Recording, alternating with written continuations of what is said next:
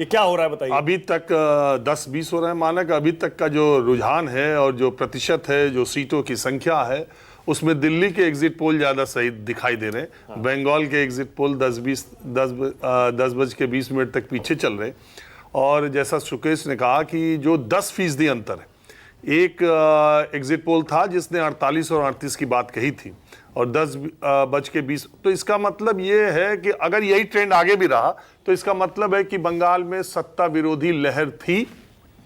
इसको ऐसे ही माना जाएगा कि फिर सत्ता को हटाने की लहर बंगाल में, अगर अभी तक के नतीजे सही होते हैं। हालांकि आपको मालूम है 93% वोट पड़े हैं और 20 राउंड की गिनती है। अभी शुरुआती कहीं 1 राउंड कहीं 2 राउंड की ही गिनती हुई है, तो इसलिए मुझे लगता है कि 1 बजे तक और क्लियर होगा। लेकिन अगर यही ट्रेंड रहता है तो मुझे लगता है कि दिल्ली के एग्जिट पोल सही होंगे। ओके, और आपका एग्जिट पोल? हाँ, मेरा तो गलत होगा, क्योंकि मैं तो शुरू से कह रहा हूँ, अभी भी ये कह रहा हूँ कि ममता बनर्जी के हारने की कोई वजह मुझे ग्राउंड पे इसलिए नहीं दिखाई देती कि मुस्लिम कंसोलिडेशन एक जगह है और महिलाएं जो 1500-1700 रुपए पा रही थी, युवा साथी जो वेलफेयर स्कीम्स है, वो हर जगह काम करती हैं, तो पश्चिम बंगाल में क्यों नहीं करेंगी, ये मुझे बहुत। लेकिन ऐसा भी अगर है कि नहीं, ममता बनर्जी की सारी स्कीम्स एक तरफ, उनको उनकी सरकार को हटाने का जो निर्णय है वो एक तरफ, तो फिर ये तो राजीव, आपने जब घूम रहे थे, आपको भी बहुत सारे ऐसे लोग मिले जो कुछ भी बोलने को तैयार नहीं थे, साइलेंट रहना चाहते थे, शायद डर रहे थे या जो भी था, क्योंकि प्रदीप गुप्ता एक्सिस माई इंडिया ने तो उन्होंने तो पोल ही नहीं दिया इस बार के भैया 60-70% लोग कुछ बोल नहीं रहे। आपको ऐसे कितने लोग मिले होंगे जो कुछ बोलने को तैयार नहीं थे? नहीं, देखिए, बंगाल में एक बात है शुरू से, आज ही से नहीं है, शुरू से। मैं कम्युनिस्ट गवर्नमेंट थी तब भी गया था और टीएमसी गवर्नमेंट, शुरू से वहां के लोग बोलने से बचते हैं। इसका मतलब ये नहीं कि वो सरकार के खिलाफ नहीं बोलना चाहते। हम समझते ये है कि अगर कोई बंगाल का आदमी कहता है कि नहीं मैं बोलना नहीं चाहता हूं, नहीं, तो वो डर से नहीं बोल रहा है या वो सरकार विरोधी इसलिए नहीं बोल रहा, ऐसी बात नहीं है।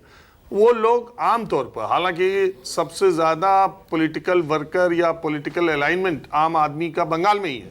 कोई आदमी ऐसा नहीं है जो पार्टी नहीं करता है, रेयर ही लोग होंगे, लेकिन वो ओपनली बोलने से बचते हैं।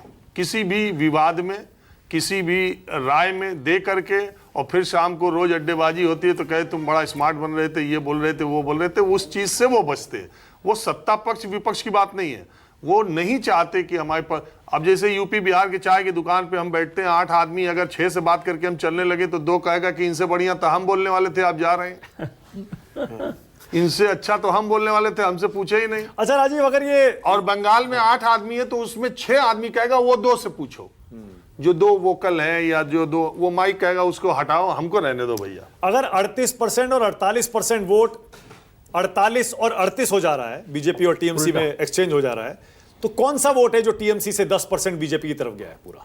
नहीं, तो क्या समझ आ रहा है आपको? नहीं, अगर 48% बीजेपी वोट पाती है, इसका मतलब कि हिंदू वोट, फिर इस पश्चिम बंगाल का इलेक्शन पोलराइजेशन पे हुआ, हिंदू मुसलमान पे हुआ। ममता बनर्जी को 30%, 28-29% मुसलमानों का वोट और कुछ महिलाओं का वोट, बस इतना ही मिलेगा। तब इसका मतलब है कि हिंदू वोट का पोलराइजेशन हुआ है बुरी तरह। यानी महिलाओं ने अपनी हिंदू आइडेंटिटी के साथ वोट किया है परिवार में, क्योंकि हिंदू आइडेंटिटी पर वोट डालने का फैसला हुआ, तो जो 1500 रुपए मिल रहे हैं टीएमसी से, उस पर उन्होंने यकीन नहीं किया। हो सकता है बीजेपी ने जो 3000 देने का फैसला किया वो भी एक फैक्टर हो। नहीं, 3000 का तो नहीं मैं मानूंगा, क्योंकि जो 3000 का कहीं भी वायदे पर उतना एतबार नहीं है। ये सीधे सीधे फिर हिंदू पोलराइजेशन है।